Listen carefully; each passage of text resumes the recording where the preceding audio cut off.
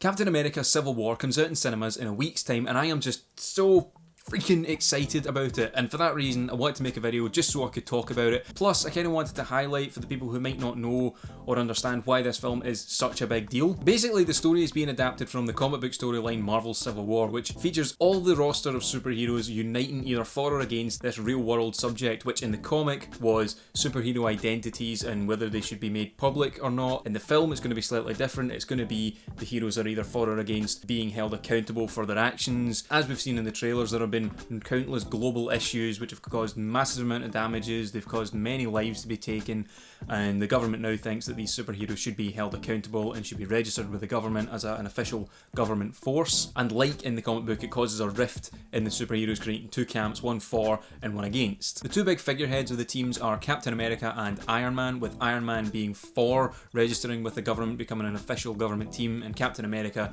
siding against registering with the government because he feels superheroes are above the government in a sense that they have powers that they don't. They should be able to take things into their own hands. If something's going wrong and they feel it is wrong, they should be able to act accordingly. It does make it very difficult to pick a side because both these guys have very valid reasons for choosing the side that they're fighting for, and that's pretty much been the whole marketing campaign for this film. Team Cap or Team Iron Man. It kind of feels a wee bit Twilighty because, you know, back then you had Team Edward and Team Jacob, now we've got Team Cap and Team Iron Man, but I'm okay with that because Team Cap all the way. Captain America Civil War boasts the biggest roster we've ever had in a Marvel film to date. So in terms of superheroes, obviously we've got Captain America and Iron Man, but we've also got Winter Soldier, Falcon, Hawkeye, Black Widow, Scarlet Witch, Vision, Black Panther, Ant-Man, Sharon Carter, and the big one, who wasn't originally announced for the film because we didn't have the rights for him, but we do now, Spider-Man. Now I know some of you may be wondering what you're talking about with rights to use Spider-Man. Spider-Man's a Marvel character, why can't they just feature him in this film? Well, a long time ago Sony Pictures bought the film rights from Marvel to make films for Spider-Man because nobody was at the time. This led to them making Spider-Man 1, 2 and 3 with Tobey Maguire, then went on to make The Amazing Spider-Man 1 and 2 with Andrew Garfield. Then Marvel Studios approached when things were getting pretty big for them and said, is there any chance we can make a sort of agreement here where you get the rights to Spider-Man but we use him in our films and we have creative control over when we use them in our films? And everyone rejoiced because it happened, and this is the first time we're going to be seeing Spider-Man alongside Iron Man, Captain America and the rest of his superhero buddies in a film ever, which is a huge deal. This time around he's not being played by Andrew Garfield or Tobey Maguire, they are out of the picture. He's being played by Tom Holland. We have seen one clip of Spider-Man in the entire marketing campaign for the film. One clip.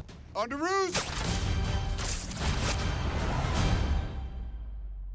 Hey everyone. And I think that's a good thing, to be honest. I don't want to see any more of him until I see the film because this is a huge deal. What we have seen of him though, we've seen the suit, we've heard his voice, we've not seen him take off the mask or anything, but we know what he looks like and I think he looks amazing. It is a massively cool callback to the original comics. It's a proper blue and red suit and you can see that it's clearly been designed by Tony Stark because it's got these electronic eyes that move. As for villains, we haven't really seen anything in trailers regarding a villain. We've seen a wee bit of Crossbones, who is one of the bad guys in the film, and the other bad guy is Baron Zemo, who we have not seen a thing of in any trailers. There has been one picture released of him, so it's very difficult to speculate how they're going to play into it. Iron Man has been kind of touted as the big baddie, but really he's not a baddie, you know what I mean? He is opposed to Captain America, but he's not a bad guy because he's got his reasons, and everyone loves a bit of Iron Man. Can you blame them? But it'll be interesting to see how the villains play into it when obviously the big story here is Captain America versus Iron Man. It'll be interesting to see how the villains sort of fit into that, if they'll be integral to the story, or if they're going to be a wee side thing, or if they're going to unite the heroes at the end.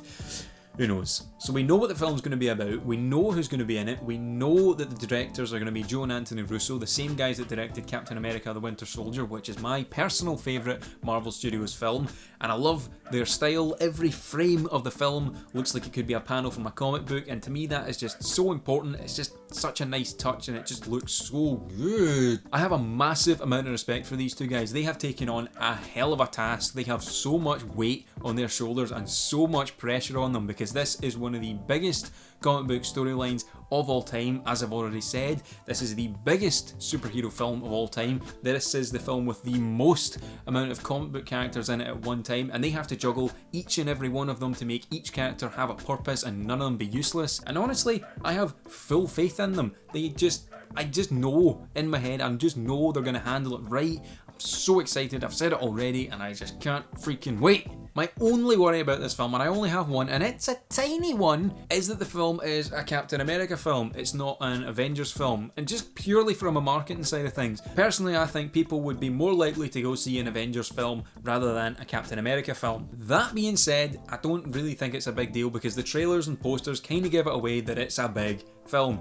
Everyone's in it, and I think people are going to go see it anyway. Plus, I think with enough hype around it from everyone knows someone who's a comic book fan these days, and from the amount of times that these folk won't shut up about it, and I know because I'm that guy, it's just such a big deal that I think enough people are going to go see it for it not to be a worry. But just if any reason the film doesn't make $1 million, I think that would be the reason. It's a Captain America film, not an Avengers film. Anyway, I think I've rambled on quite enough for one day, wouldn't you think? I think I'm going to wrap this up. Thanks for watching, I really appreciate it. If you like this video and you want to see more of me rambling on about comic books, hit the like button and subscribe to my channel. It just lets me know that you like it. Thanks for watching. I'll see you very soon.